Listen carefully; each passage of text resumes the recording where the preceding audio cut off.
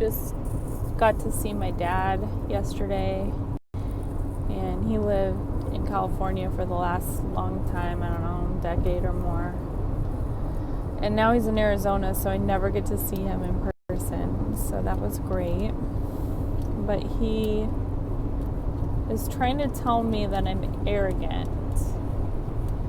And I already know that but I don't think arrogant is quite the right word.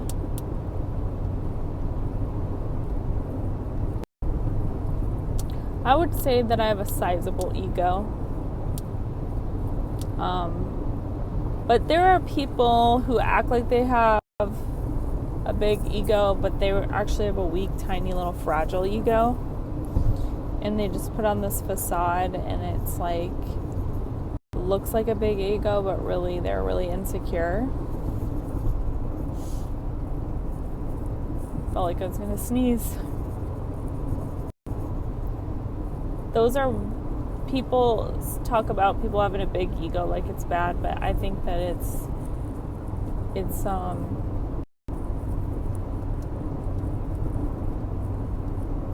the weak, fragile egos that you got to watch out for. The weak, tiny, little, itty-bitty egos. Those are the narcissists. I'm not a narcissist.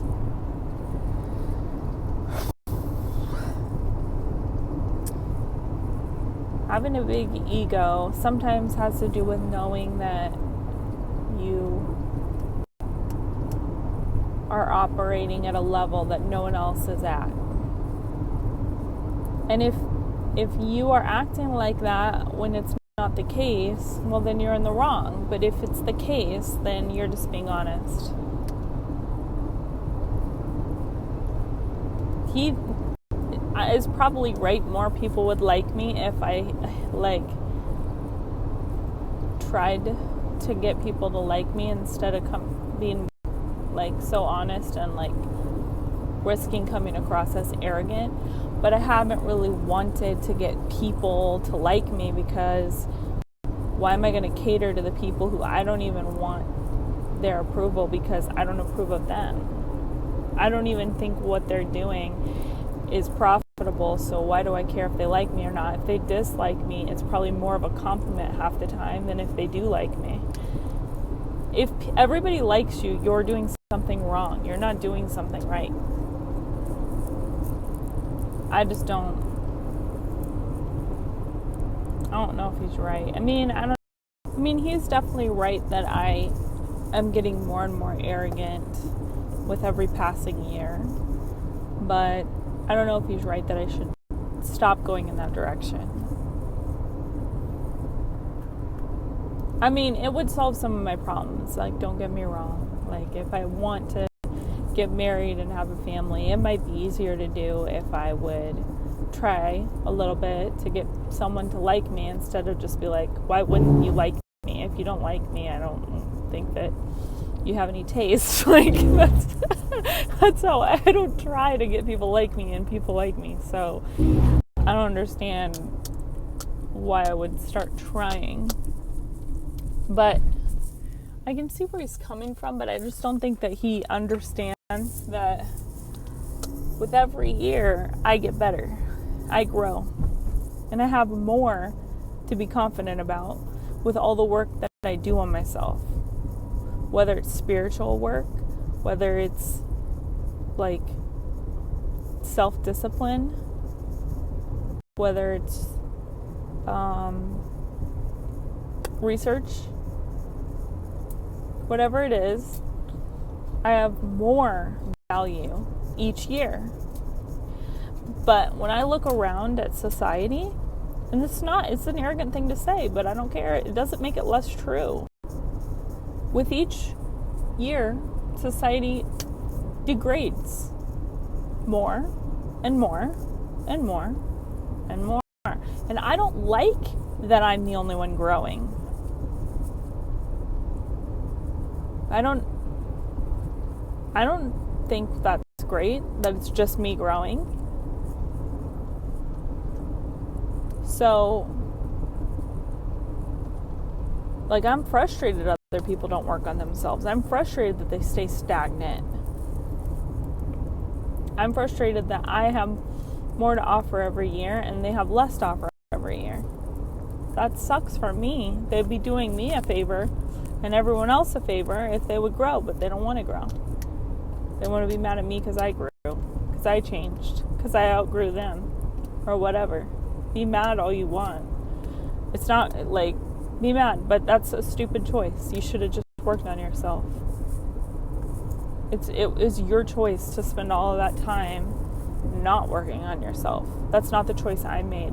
The reason why I didn't make that choice is because I didn't want to degrade. I wanted to get better.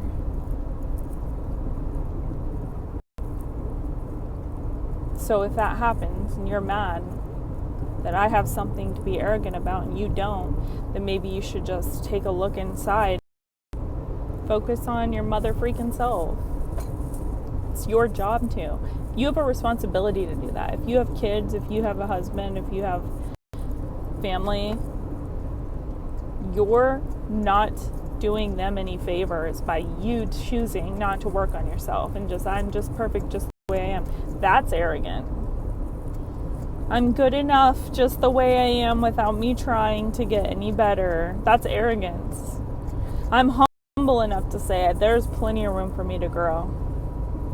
But when I do grow and you don't grow, and I understand that there's value in how I spent my year and there's not value in how you keep spending yours, drinking alcohol, smoking cigarettes, being broke, not being you have a housekeeper, that's arrogant.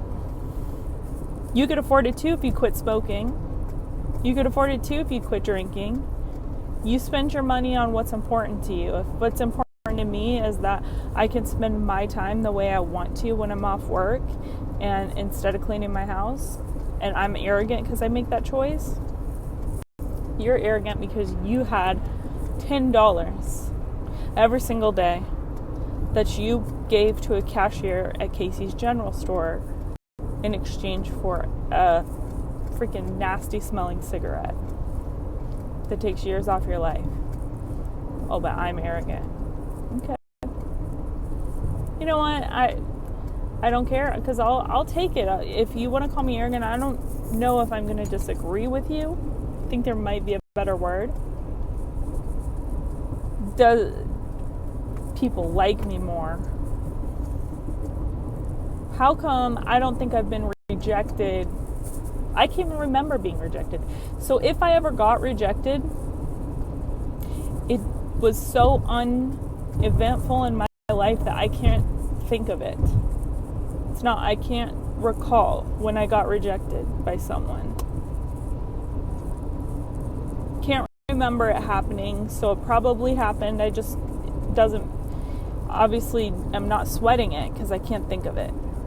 So I know I reject people all the time, so why do I need to work harder to get people to like me if people already like me? They already like me. And if they don't, usually it's because they hate me. And if they hate me, it's usually because I've got something inside me that they don't have inside them. I can't help you with that. You're going to have to pray about it. And once you pray, you're probably going to have to do the work and fix your weaknesses. Like I work on my weaknesses. You're going to have to work as hard as I do if you want to have the things you hate me for. You know what I mean? Like, I'm not mad Dad told me. That's why I love my dad for, is that I know that he is thinking of my best interest, but I think that he assumes that it's like a different reality than it is. I think that he just, when he looks at the situation, he assumes that the reason that I'm not married can't be because I'm not settling for something that isn't going to fulfill me forever, because I don't want to get divorced. And when I'm intelligent and their nonsense works on other people and doesn't work on me, number one, I'm not impressed by everybody. But if someone can sense that I'm not impressed with what they have to offer, they're also not probably going to opposed to me because they're not going to feel like they can succeed with me, and they probably can't. The dating pool is smaller if you have high standards. That doesn't mean lower your standards unless you're like really unable to be alone. But I'm happy alone. So I got all day. I've got all year. I've got all however many years it takes, because I'm just not going to get into a marriage where I know that I'm not fulfilled.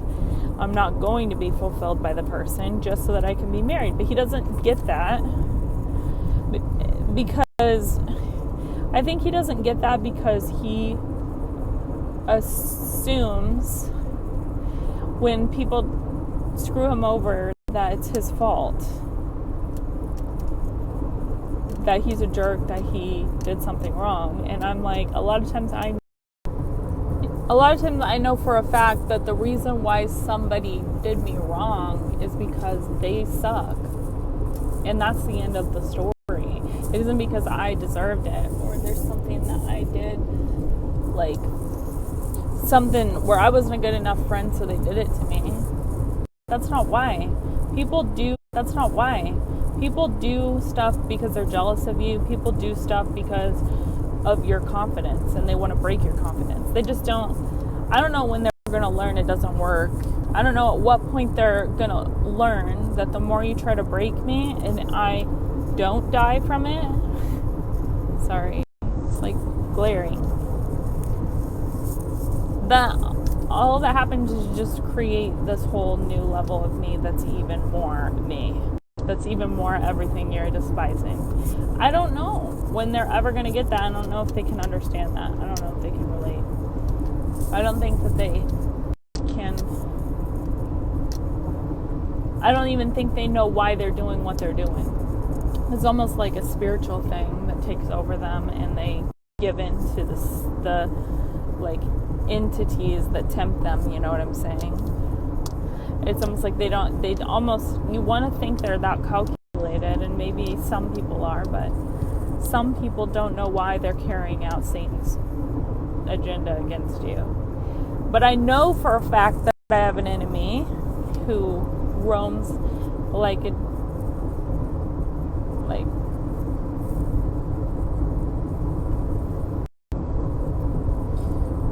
hungry lion seeking whom he may devour, and he thinks every time that he can devour me. I already know, I'm well aware of an enemy, and he uses whoever he can to try to attack me. But yeah, a lot of times when you get attacked, and the motivator is jealousy, what will happen is that I will get even more secure in who I am, that I'm doing something right, that I got it going on, that I just got something other people don't have. So it's I even though it's like, why did you do that? It's disappointing. It's always like, well, they did that because I got it going on. That's why they did it. So if you want to give me a compliment, if you hate me and you want to give me a compliment, I urge you to try to destroy me. I urge you to come for me. I urge you to start a smear campaign or whatever you're going to do. I hope you do it. Because every time it has the opposite effect, ultimately. And I'm not afraid anymore.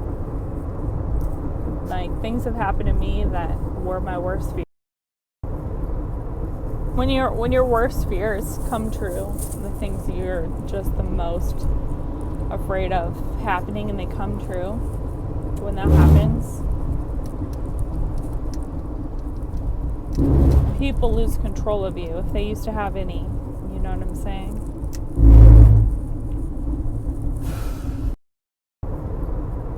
When your worst fears come true, the things that you're just the most.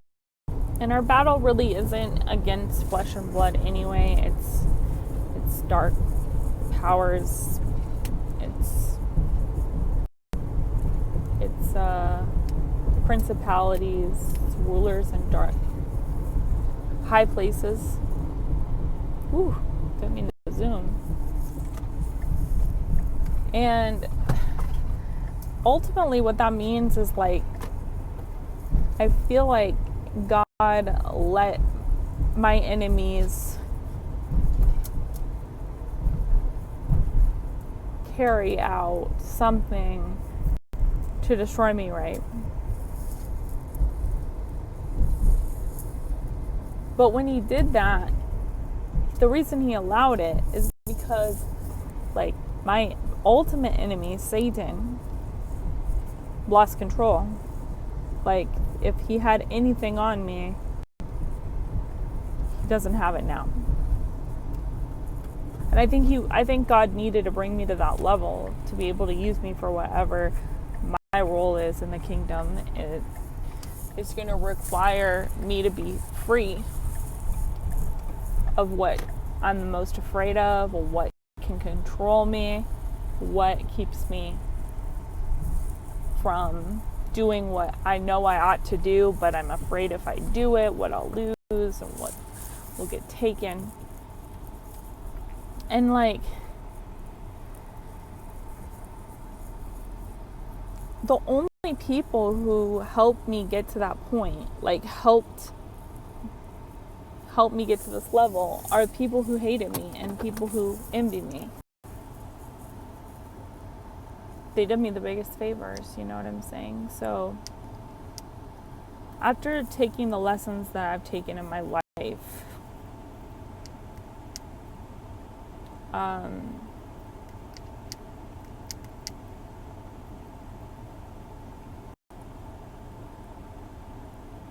I don't have to do anything really to feel confident. It just happens on its own. I've got a lot of evidence that I have plenty to be confident about. And people don't try to rob empty houses, so obviously I've got a lot. No matter how poor I am or how vulnerable I am, there's been always someone trying to break into my heart and steal it. So obviously there's something there that's valuable, and it isn't in everyone. Doesn't matter what I look like. It doesn't. I know, because I've had some real ugly eras, you know, and I'll sit there and be arrogant and not even really trying to look good, because it doesn't matter how I look. I'm still having people try to break in and steal what I got, no matter what I look like, no matter what has happened that would make you feel like you're damaged goods or something that's happened to me. There's always been plenty people after whatever I have. So how am I not going to be confident about that? I've got so much evidence that there's something there people want. See what I'm saying? And I want to also end with saying that the number one reason why I became sure of myself, and I don't have panic attack. I've never had a panic attack in my life. When other people do, I've never been like overwhelmed, and never. I don't struggle with anxiety. I don't struggle with stress very much. I don't struggle with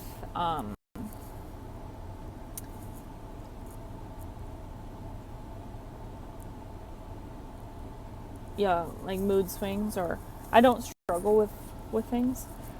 The number one reason why I am confident, secure in who I am, and to the point of being accused of being arrogant, is because my dad punished me all the time. Like it was his job. And when he punished me, he utilized humiliation. And I didn't have the comfort of knowing that, like, my dad approves of who I am and my mom, like, approves of who I am. I don't really have that comfort. And I think everybody feels like being a good mom and being a good dad is, like, making sure kids know that they're really important to you and that you do anything for them and that they're special and that they have value. But I wasn't really given that message, and that's number one reason why I with more self-esteem than anyone that I pretty much can tell you that I've ever met. With the exception of one person that I actually could see myself being with. Because I don't want to be with someone less confident than me.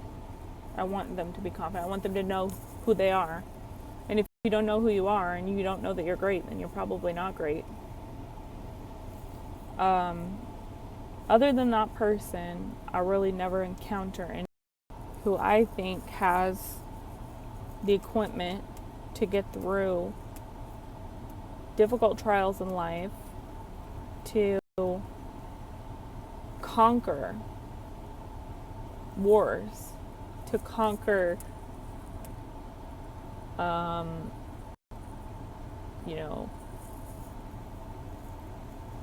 war, famine, whatever the enemy tries to hit you with. I just don't know anybody that's like that. And I don't really wind up liking people that much because we don't have anything in common, because they don't feel that way. They are unsure of themselves every single day, and they have to question themselves, and they have to wonder, am I good enough? Is my boss happy with me? I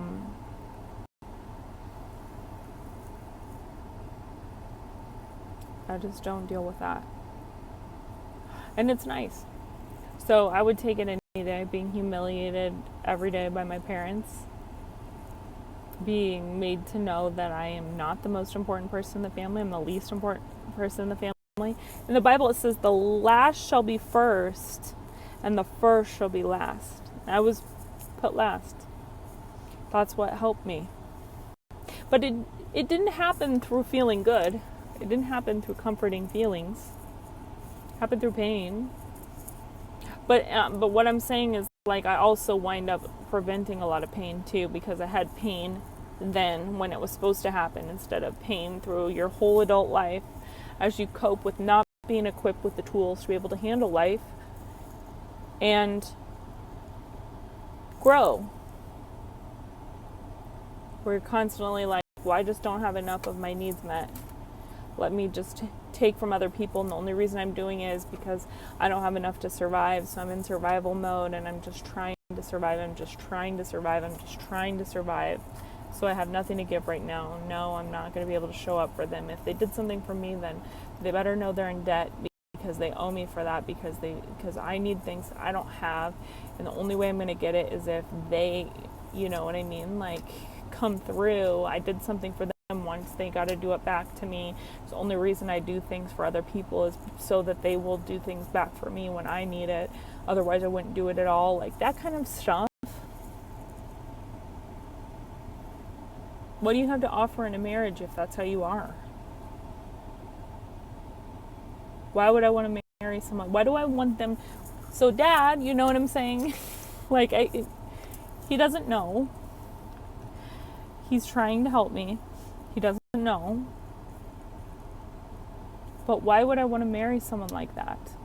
How is that going to make life better than it is now? My cup's overflowing. So I can be alone with a cup that overflows, or I can be with somebody living that way and constantly have to overfunction and overflow into that person, and then that person just maybe surviving, maybe not surviving, maybe surviving. When are we ever going to get to, I want to be with someone whose cup's overflowing also, and we can use that overflow for the kingdom, not because one of us is empty. Like, we're both good. I'm good. I don't need anybody else. He's good. He doesn't need anybody else. But if we came together and we didn't need anybody else, look how much we could give. Not so that anybody has to do something back for us, just so that we can please God and do God's will.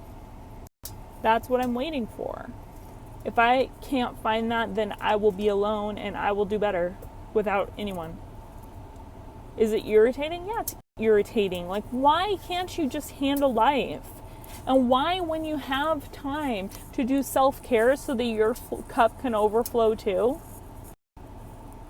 do you do something destructive like drink alcohol?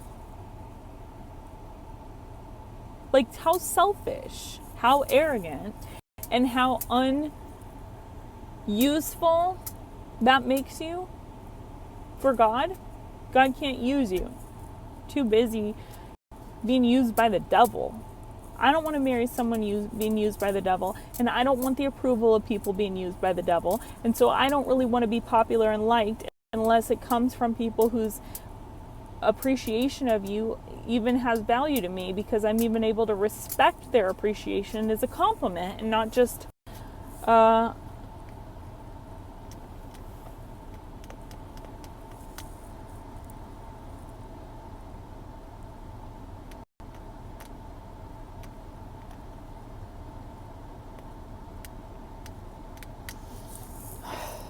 I don't know. And am I making sense? Does anybody get it?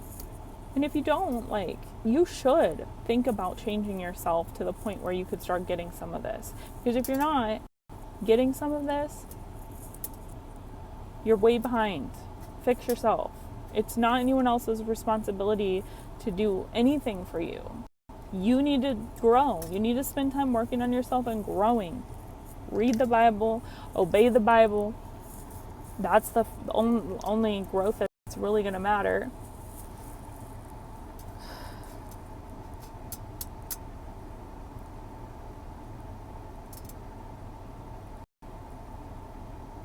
Arrogance.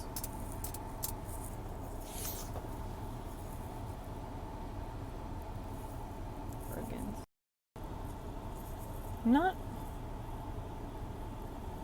trying to complain.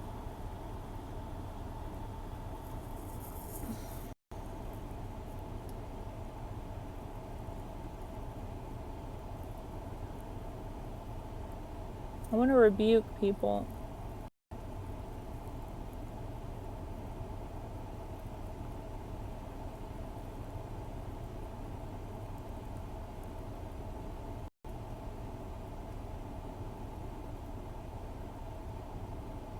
Why are there so many people that are breathing air?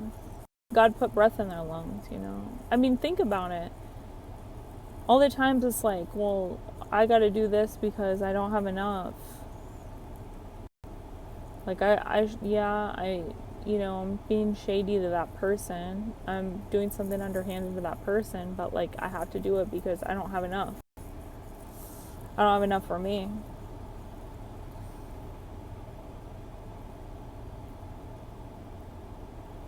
It's like God put air in your lungs this morning, and He didn't do that for everyone.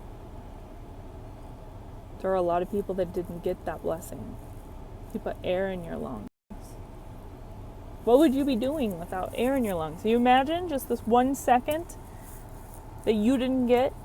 Because God said, nah, I'm good. I watched you do that one too many times. I watched you run your foolishness one too many times. I can't use you.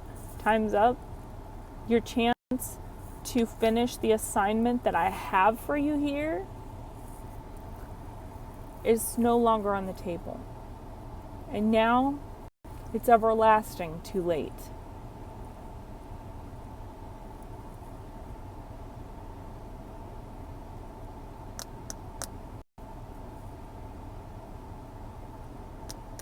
You just think on that, you know.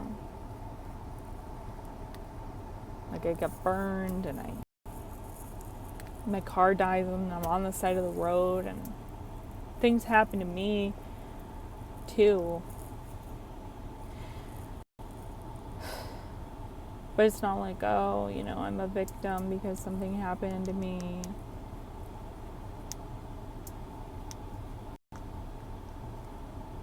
It's not like that's the maximum of what I've been through either. I'm just saying, like, when those things happen, God put air in my lungs still. And I'm not entitled to it. It's not my air. This isn't my body. I get to use it. I didn't make it. Frankly, I have very little idea how it works.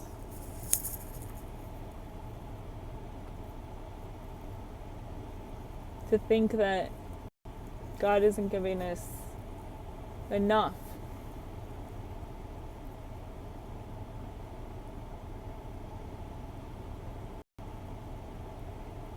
Like, what would you do? What would you do if you went bald? What would you do if you like had AIDS or something? What would you do? What would you do if you had some kind of version of leprosy that we can't treat today? And everybody was like, ew, stay away from me. And they were like, no, you can't come. You need to go be quarantined. Every single day, those things didn't happen to you. And you're still complaining that you don't have enough and you have to do this because if you'd been given more, you wouldn't have to do this. You've been given way more than you deserve, because what do you deserve? What do any of us deserve? Nothing. We don't deserve any of the things that we have. But I was thinking, like, all these people who speak out about Jesus Christ, all these people that speak out about God and Jesus Christ, and they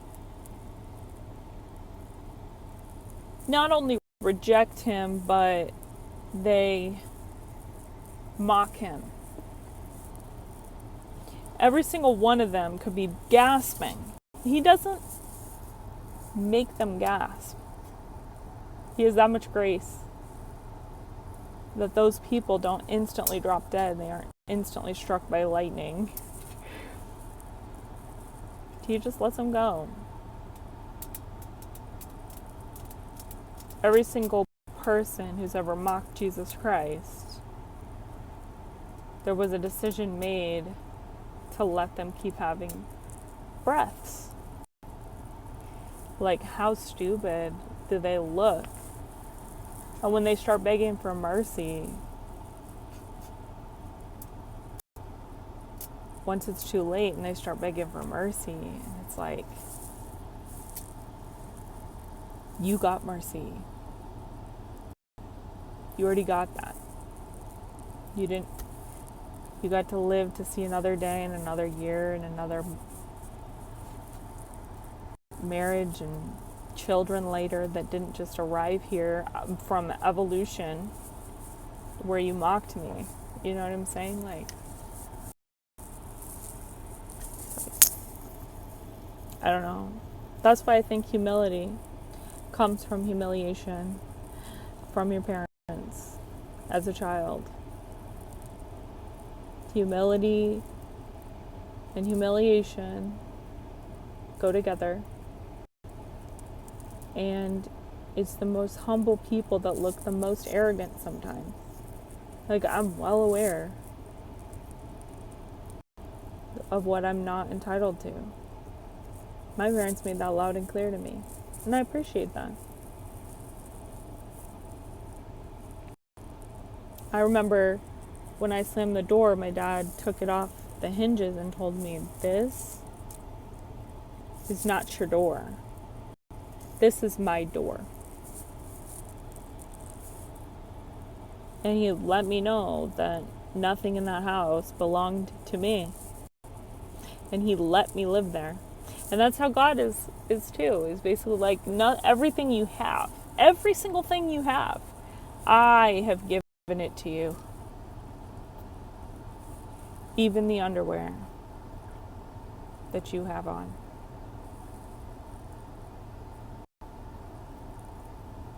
Oh yeah, he did buy these. And we run our mouth. Wearing the underwear our dad bought us. Slam his door. Roll our eyes. Tell him, shut up. I hate you. And that's how we act to God, and it's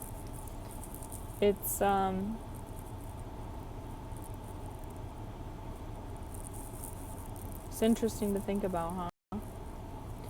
But I think it's the people who are the most humble before God. I don't mean humble before men, because when you get humble before men, you're doing that because you want them to like you, and you're doing that because you're shallow.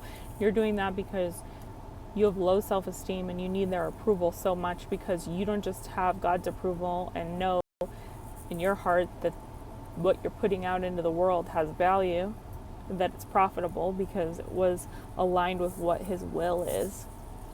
It's not just, I'm confident because I try to walk in the will of God every day, and so I don't have to live with shame all the time. Like, I'm not saying I don't slip up, but like, if you are pursuing God's will with how you move every day, you're going to have a sense of confidence and calm and peace that people don't have who walk in the will of Satan every day. But the people who are humble before God come across as arrogant to people who actually believe that there's something when they're not. And they do lie. Scripture right there. So your title of nobility, I'm a MD, I'm a lawyer, I'm a police officer, I'm a whatever. It makes me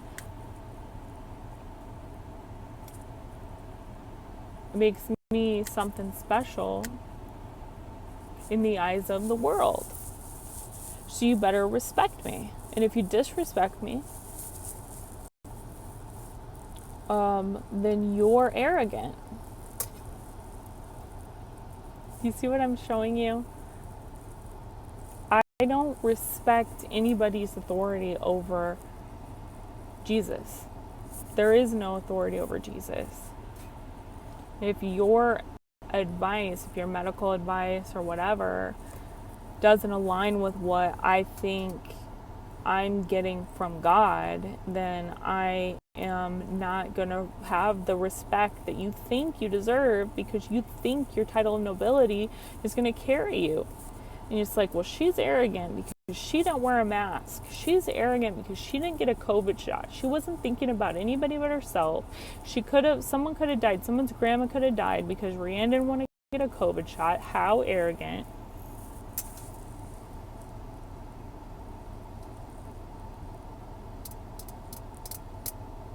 Rianne sits there.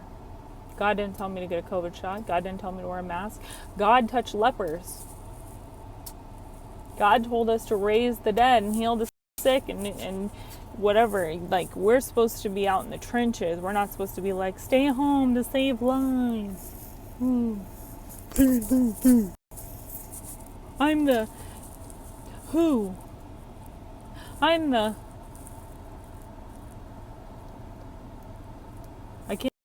blanking. The who and the what. World Health Organization.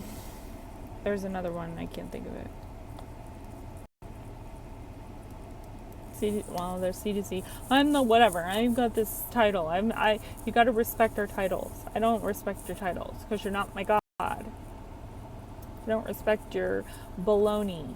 I don't respect pharma. I don't respect your company because you made billions. I don't respect any of it because you did it breaking the Bible.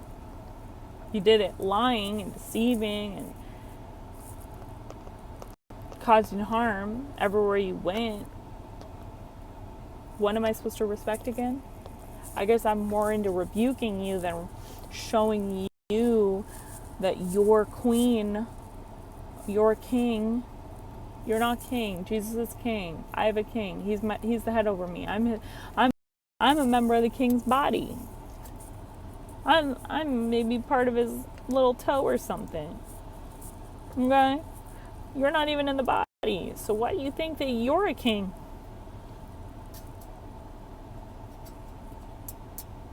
I'm a new creation. I'm in Jesus Christ. I don't know what you're doing. Sorry if that comes across as arrogant. I think you have your wires crossed. That's because you have a different master than me.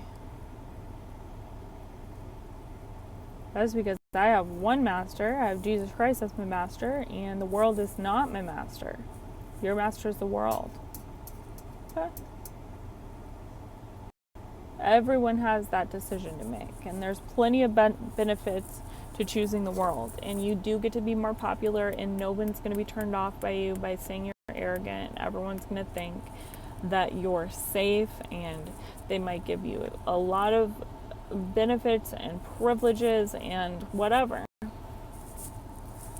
It's your choice, though. But you're still a slave. I'm a slave, you're a slave. I'm a prisoner, you're a prisoner. My master's perfect, your master is probably evil, but they're definitely not perfect. Probably evil, ultimately, because ultimately, if your master is in Jesus Christ, no matter what form it takes, whether it's your dad or your mom or your boss or your boyfriend or your whatever, whoever you serve, whoever's approval you need the most, whoever you would give up so much just to please them, that's your master. And if that's your master is Satan. Ultimately, the master is Satan. Of course it's not going to be profitable. Of course it's not going to give you peace. Of course you're going to have panic attacks. Of course you're going to have low self-esteem. Of course you're going to have leanness in your soul. Of course you're going to have anxiety. Of course you're going to need to unwind with your alcohol at the end of the day. Like, of course you're going to need coping mechanisms. Your master and who you're a slave to is not only flawed, but it's ultimately the epitome of evil and the father of lies in the history of the world. That's your master. How are you going to have peace and be happy? Come on. I'm just trying to get across like how I look at it with the whole arrogance thing. Is it arrogant that my master's better than your master? I don't. My master's better than your master. I promise you that. And I would die for him. He died for me. Sorry, I'm so arrogant that I would die for Jesus. I'm so arrogant that he died for me. He did it with me in mind. I was worth that much. Got up on the cross, and in his crucifixion, he was proposing me to be a member of his body, his bone, his flesh. He was proposing for me to be his bride. Yeah, I'm arrogant. But I have a reason to know that I was worth the most perfect being who's ever walked the earth to die of heinous death, naked and humiliated in front of his enemies and his loved ones, and be preached about, every Sunday, to be worshipped worldwide, to be the savior of humanity.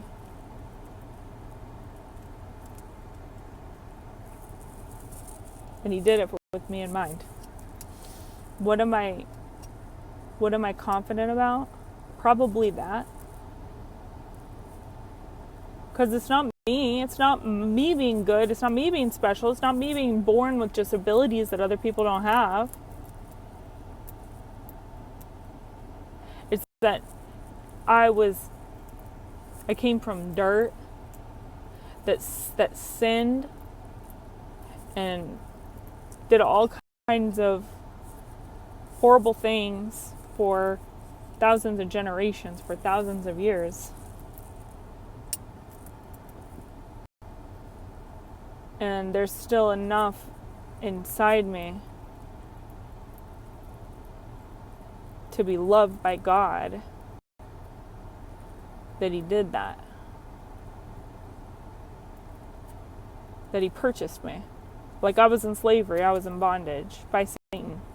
because I had made choices and I had sinned and I had done things that hurt other people and destroyed my family. I was in bondage and I was in chains and I was in shackles and I was going to burn forever.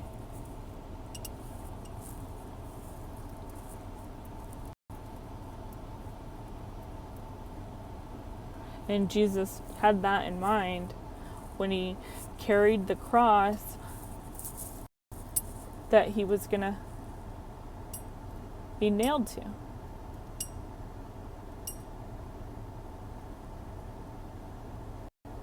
Maybe that's why I know that I have value. I'm just trying to explain, because I don't think people get where I'm coming from. I think people misunderstand me. I think people just think that the way that I come across is a little harsh. Maybe I'm trying to be. Maybe I'm trying to be a little provocative because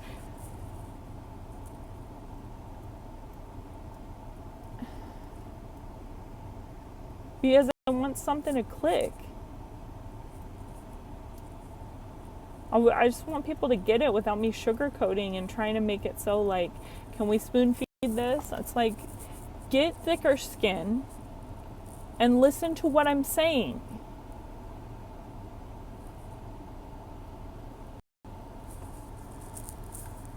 My dad isn't always right. I was raised by an imperfect man.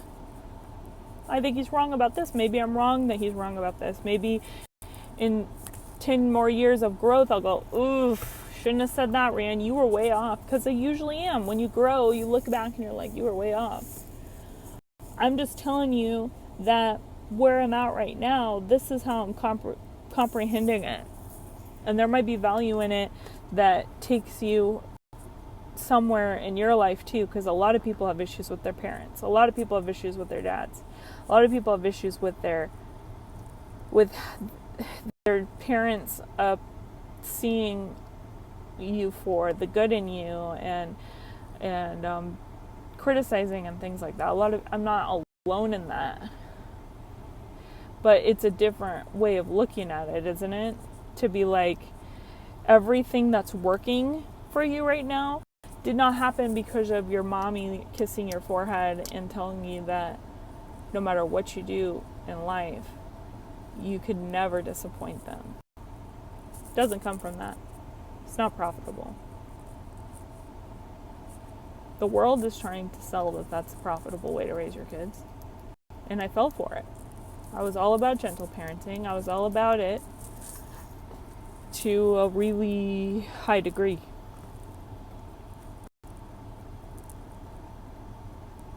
Because I know that I know that it's confusing when you learn about what constitutes like child abuse and child neglect and things like that. But it's crazy. They're trying to fight child abuse and child neglect, and they're trying to do it in a way that coddles generations. And then we're like, society degraded and we have a coddled generation. I wonder how that happened. We're doing so much about domestic violence against women. We're doing so much about, like, we gotta fight this war on women or whatever. Like, we gotta...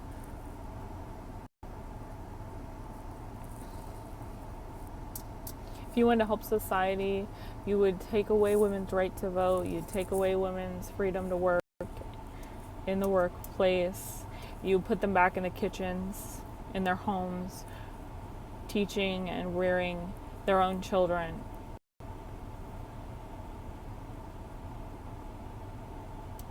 And whenever they made messes that embarrassed the family and affected the husband and his reputation and his legacy, it'd be like an I Love Lucy when he would bend her over his knee and spank her.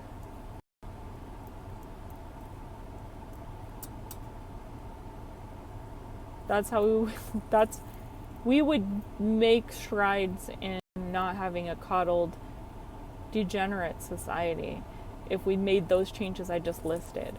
And that's not in the plans by any of the politicians, by the way. But I promise you that it would make leaps and bounds of a difference for women to actually be dutiful wives again, dutiful mothers again, and husbands to actually lead and actually discipline and instruct not just the children but his own wife, because it's his property. And if you want to become Mrs. his last name, then you are his bone and flesh, just like how I'm Jesus's, and you're essentially his slave. But you know what? I would rather be my husband's slave. I'm very selective in who I'm willing to do that with for that reason. I understand what I'm signing up for. And I don't want to be someone's slave who isn't competent with authority and power and isn't willing to grow, and I'm going to outgrow him in 2 years, and I want to spend the next 50, 60 with him alive, till death do us part. And he's not going to grow, and he's not going to be able to handle business, and he's not going to be able to teach my children right and wrong. Respectful little brats to me because they aren't as good for their moms, and I don't want to sign up for that with just anybody. You know what I'm saying? Like, I think that my responsibility is to pick the right guy that I can actually do that with, and you really have to be as close to Jesus as possible for that to be something that I could see happening.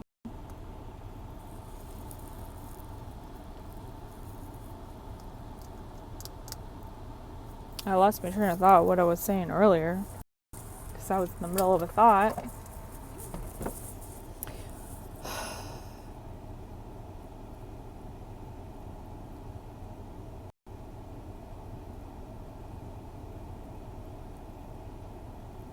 You just reflect on what's going on in the world, and you just reflect on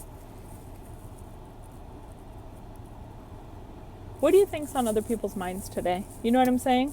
The people who I'm complaining about, I bet they spent 0 seconds contemplating what I'm saying in this Snapchat story.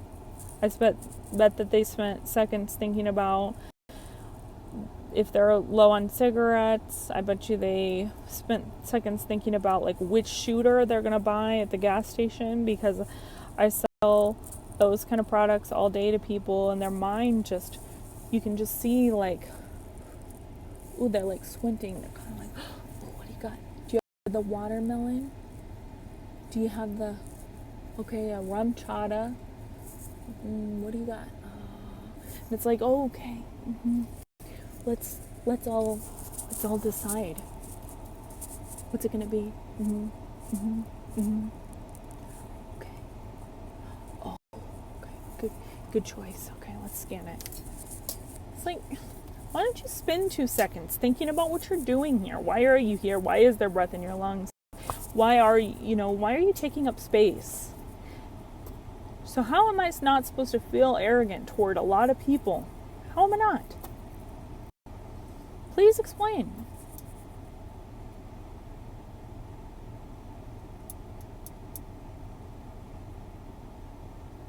I'm done. Have a good day. And think. Just spend some time thinking. Think about why you're here. What is all of this for? How embarrassing is it going to be when you're begging for mercy and he's replaying clips of what you spent your time worrying about and having a panic attack about? It's like, why aren't you panic attacking about, is God unhappy with me? And if so, what do I need to change? And how do I need to become right with him? Because that was really the only question that mattered every single time. You had a panic attack unless you belong to the other God, the little g God.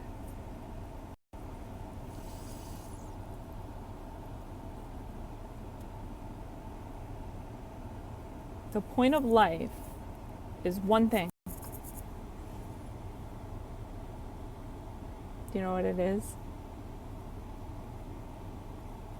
Overcoming the world. We're here to make a decision on if we're going to take on and we're going to fully execute the overcoming of the world. Overcoming it. Overcoming the world.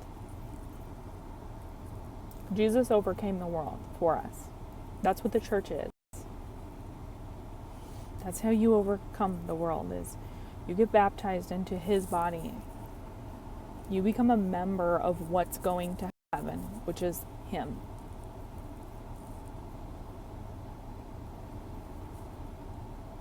That's how you overcome the world. There's one person that overcame the world. It's not me. Rianne didn't overcome nothing.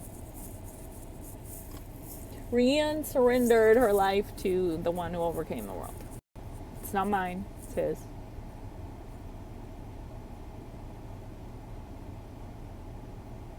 Maybe I should panic more about if I'm pleasing him. It's not a maybe. Maybe I should have panic attacks. But the panic attack should always be, am I pleasing him? Did I mess up? Is he going to have grace? If these are not the words that you're having during your panic attack, then you need to reevaluate.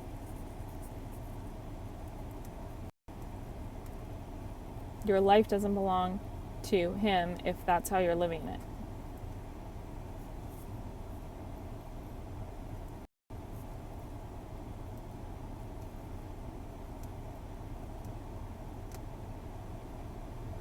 It's a death to self.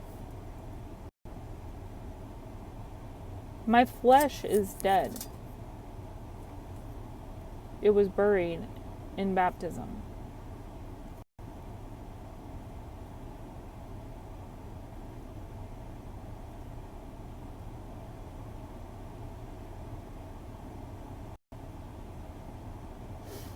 I walk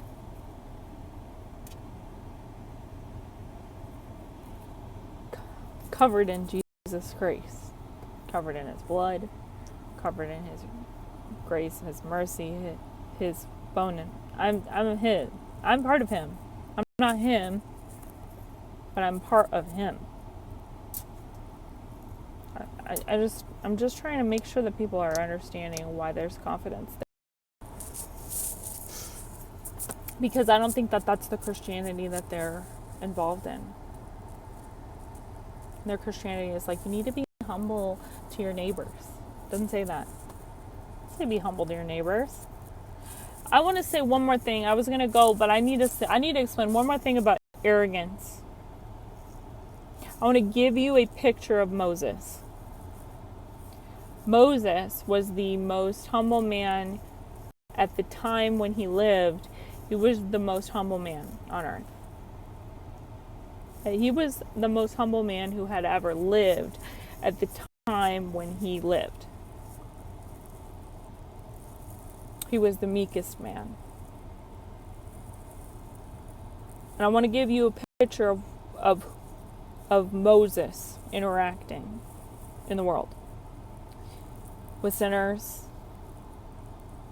The Egyptians, the Israelites had just been rescued. They had just been, God opened the sea and they were purchased, kind of like baptism.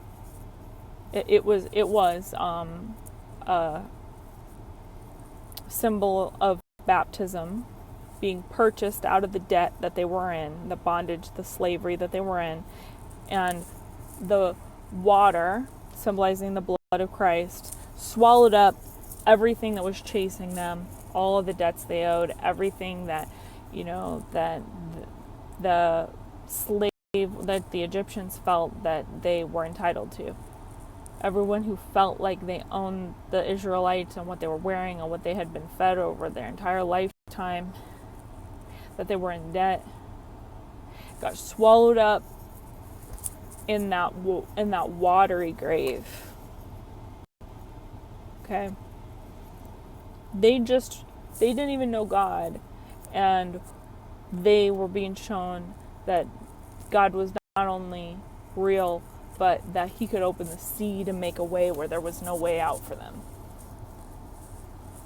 This had just happened.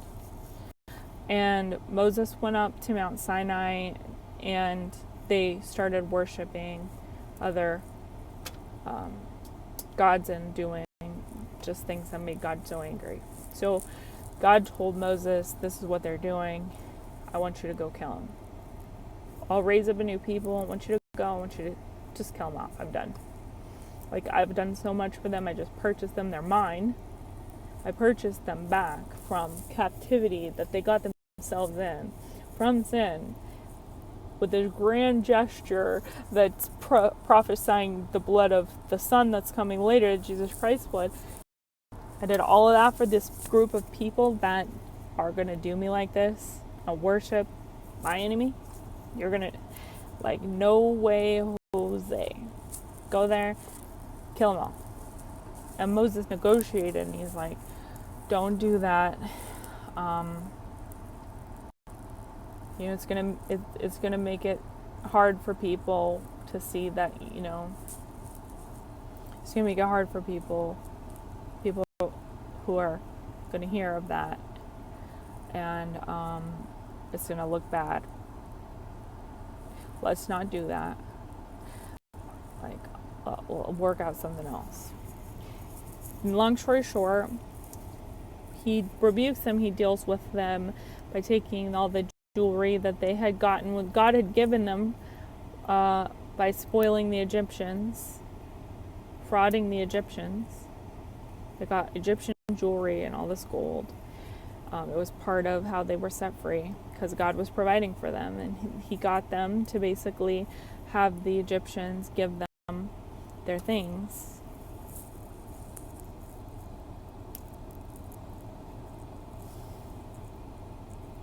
Moses took all of that gold and he turned it into a powder, like he destroyed it into a powder. And then he put that powder to give me all your gold right now. Give me your gold right now.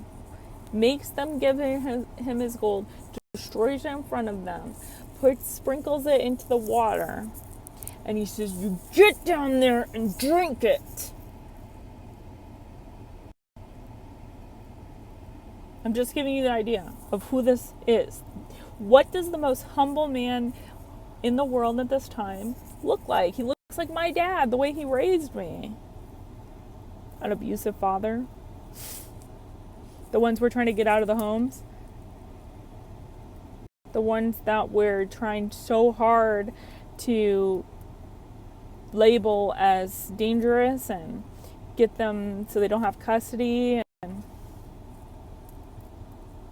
it kind of looks like me too, like arrogant.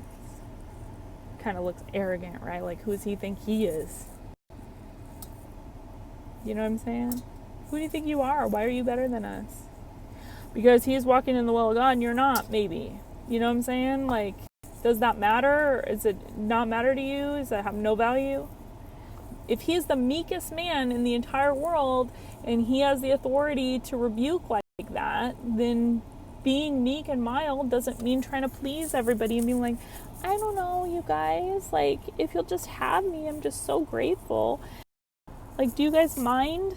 Like, how is he supposed to, like, if he's being humbled by what you think humble is, if he's not arrogant, he's a really good, kind, gentle, calm man, like the ideal guy that everyone wants to marry today. It's like, excuse me.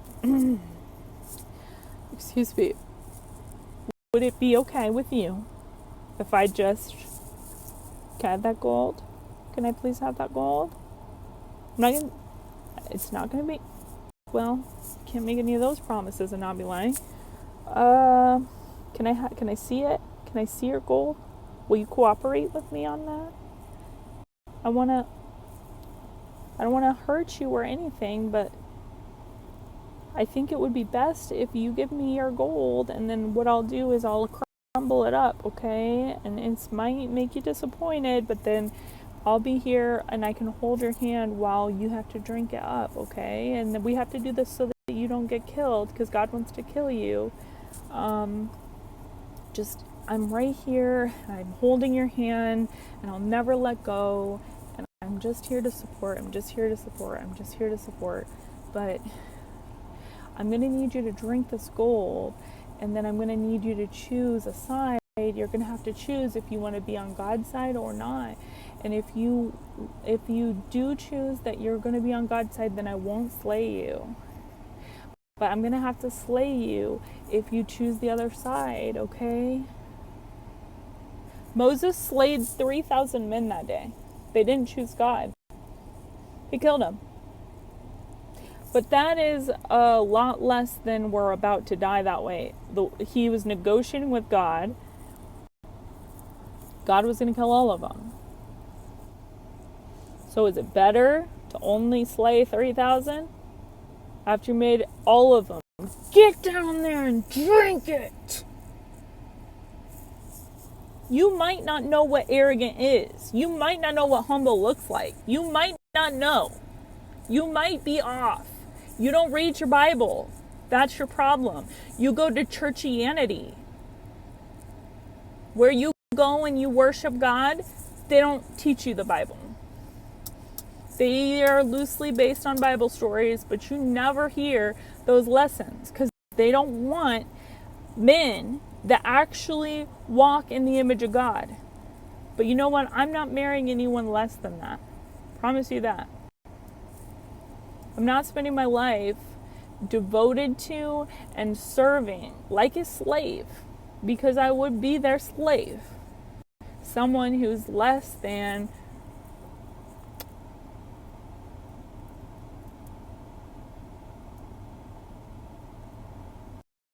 a reflection of God. Got to reflect the master.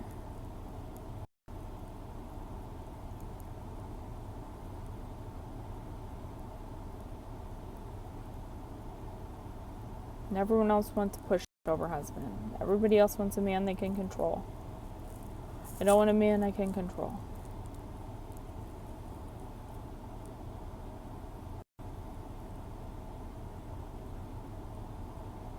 How arrogant of me, right?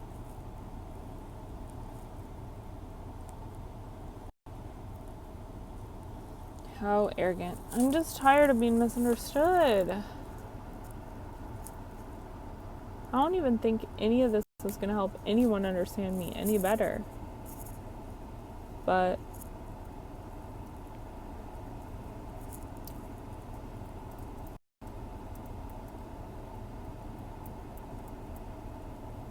I guess it helps me process it. And if they don't understand and they don't accept me, that will be nothing new, and I'm already used to it. Bye.